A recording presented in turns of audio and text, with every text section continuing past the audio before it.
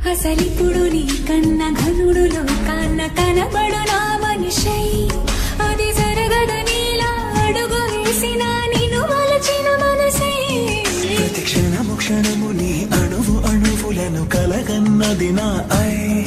ఇన్ని కలల ఫలితమున కలిసినావు నువ్వు తీయటి ఈ నిజమై నా చేతి